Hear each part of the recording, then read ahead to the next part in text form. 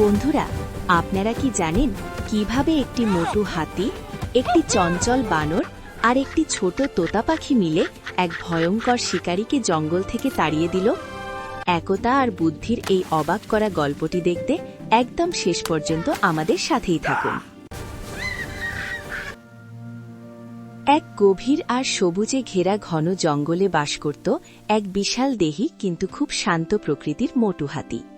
বনের সবাই তাকে তার মোটু শরীরের জন্য খুব ভালোবাসত। তার সবথেকে প্রিয় বন্ধু ছিল এক দুষ্টু আর চঞ্চল বানর, আর তাদের সাথে সবসময় থাকত এক সুন্দর সবুজ রঙের তোতা পাখি। তারা তিনজনে সারাদিন বনের মিষ্টি ফল খেয়ে আর খুনসুটি করে সময় কাটাত। একদিন বনের শান্তি নষ্ট করতে এক ধূর্ত শিকারী জঙ্গলে প্রবেশ করল। সে বনের সবচেয়ে মিষ্টি ফলের গাছের নিচে একটি বিশাল আর মজবুত জাল বিছিয়ে রাখল। বানর গাছের মগডালে বসে সবটা দেখে ফেলল।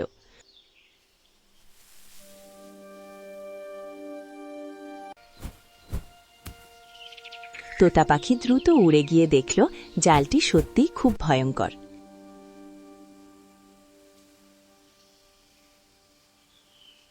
তারা দুজনে ভয়ে কাঁপতে কাঁপতে মোটু হাতির কাছে এলো, কিন্তু মোটু হাতি মোটেও ভয় পেল না।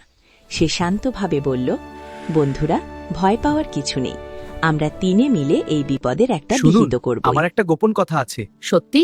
কি? হ্যাঁ, বলুন বলুন। বন্ধুরা, মোটু হাতি আর তার বন্ধুরা কি পারবে শিকারীর হাত থেকে রক্ষা পেতে? গল্পটি ভালো লাগলে এখনই ভিডিওটিতে একটি লাইক দিন এবং আমাদের চ্যানেলটি সাবস্ক্রাইব করে পাশে থাকুন। এটা কি করে খালি হয়ে গেল? পরদিন ভোরে শিকারী যখন তার শিকার ধরতে এলো, তখন সে অবাক হয়ে দেখল তার জালের চারপাশটা একদম ফাঁকা। হঠাৎ বনের ভেতর থেকে এক বিকট শব্দে মোটু হাতির গর্জন শোনা গেল। শিকারী দেখল বিশাল হাতিটি তার দিকে ঝড়ের গতিতে ধেয়ে আসছে।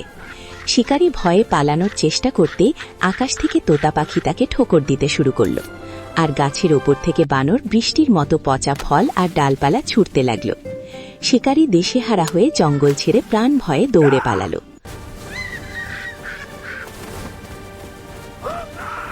মোটু হাতি, বানর আর তোতা পাখি জয়ের হাসিতে মেতে উঠল।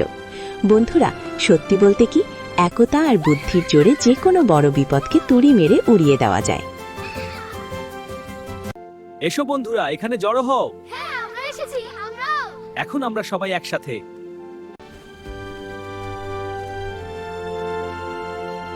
শিকারী চলে যাওয়ার পর পুরো জঙ্গলে আনন্দের জোয়ার বয়ে গেল। হরিণ, খরগোশ থেকে শুরু করে বনের সব পশু পাখি আমাদের এই তিন হিরোকে ঘিরে ধরল। মোটু হাতি তার সুর দিয়ে মনের সুখে তরমুজ খেতে লাগলো, আর বানর গাছের এক ডাল থেকে অন্য ডালে লাফিয়ে তার আনন্দ প্রকাশ করল। তোতা পাখিটি হাতির বড় কানের উপর বসে জয়ের গান গাইতে লাগল। সূর্য যখন পশ্চিম আকাশে ঢলে পড়ল, তখন দেখা গেল এক অপূর্ব দৃশ্য। তিন বন্ধু মিলে লালচে আকাশের নিচে দিয়ে হেঁটে যাচ্ছে তাদের পুরনো সেই বিশাল গাছটির দিকে। না, খা। অনেক ধন্যবাদ।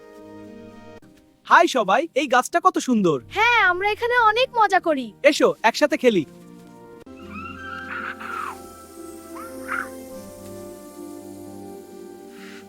সেখানে তারা একে অপরের সাথে খাবার ভাগ করে খেল এবং শান্তিতে ঘুমিয়ে পড়ল।